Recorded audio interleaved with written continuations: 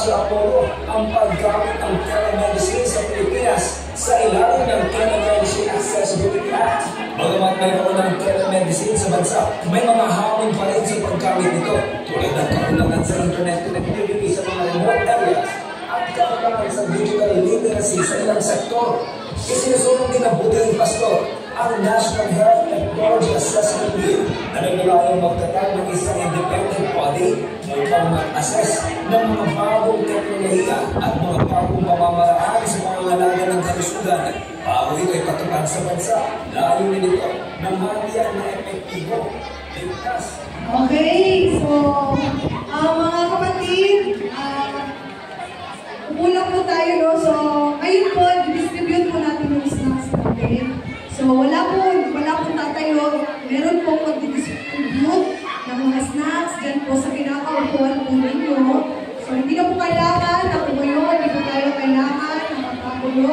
So again po mga kababayan, no? Meron pa rin po ako nakikita ng ating upuan sa harap ninyo. Pwede po ba na i-fill up po natin yung mga bakanting upuan? Kasi nahirapan tayong mag-start. Ayan po, makikita naman po natin ang bakante mo.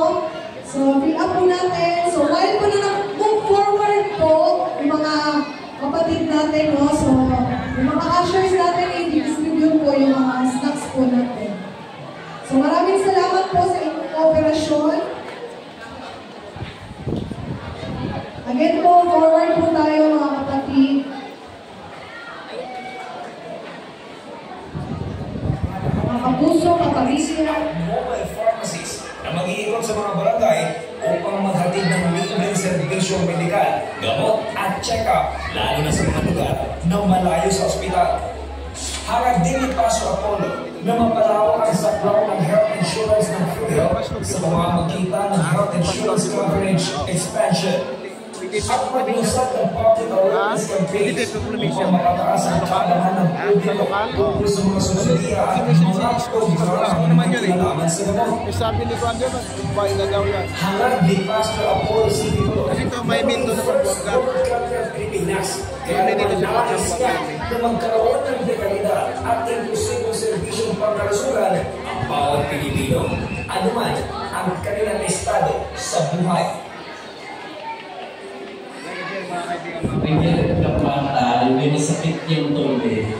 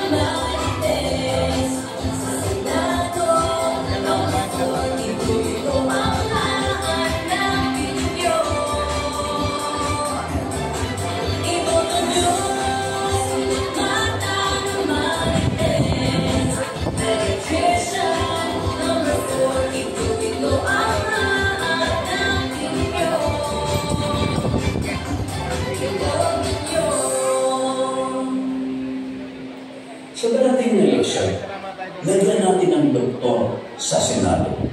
Huwag kalimutan, number 42, dahil forever together sa balita. Oh, number 42, Mata Doc Marites sa Senado. Ma-Ri-Des is short for Mata Richard Rizal.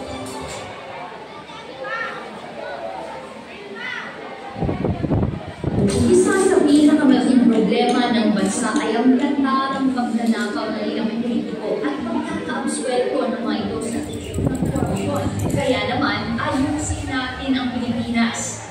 Si Pastor Apollo Civito kasama ang taong bayan ang panguna sa labang ito. Walang palakasan, walang padrino.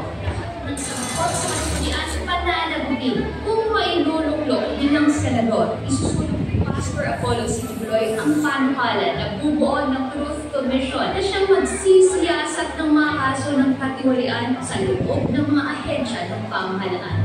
Pero anong kakaiba sa komisyon ito?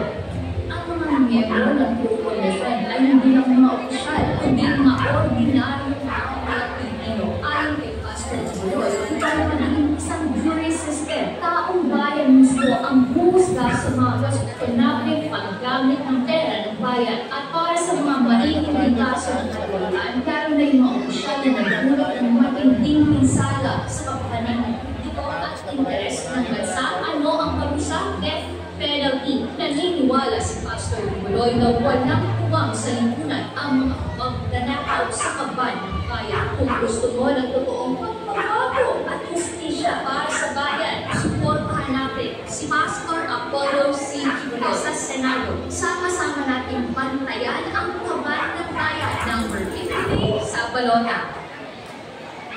Ano ba na maaaring hindi magpakita ng isang batas sa kanilang nagagastos? Hindi na nila kailangan magpaliwanag kung saan napunta ang pera ng bayan. Ang tawag dito, liquidation by certification o sa madaling sabi, magic resibo. Sa ilalim ng Senate Concurrent Resolution No. 10, pwedeng i-liquidate ng mga miyembro ng Kongreso ang kanilang gastos gamit lang ang isang sertifikasyon. Walang resibo, walang konkretong ebidensya, kaya naging legal ang korupsyon.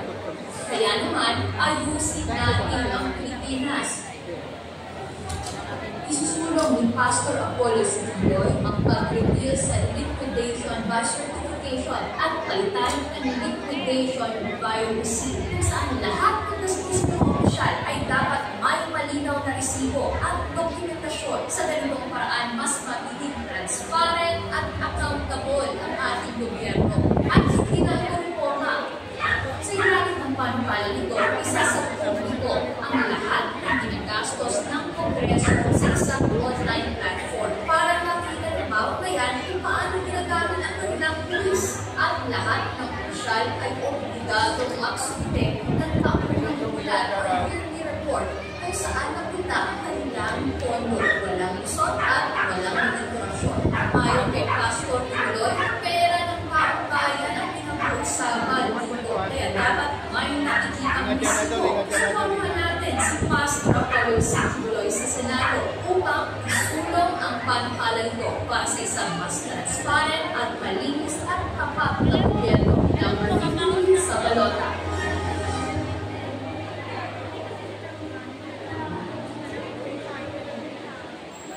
Gusto mo bang maging first world country ang bansa? Ayusin natin ang Pilipinas. Sabi ni Pastor Apollo C. Sibuloy, dapat first world din ang ating mga infrastructures.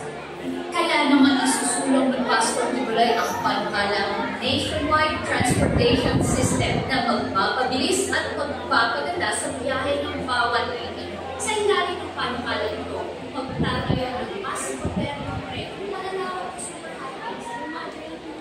Okay, dinidistribute na po yung mga snacks natin. So last call po tayo, no? Again po, pwede po ba mag-forward, mga kapatid, yung mga nasa likod, no? Pwede po ba mag-forward tayo para fill up po yung mga sarap.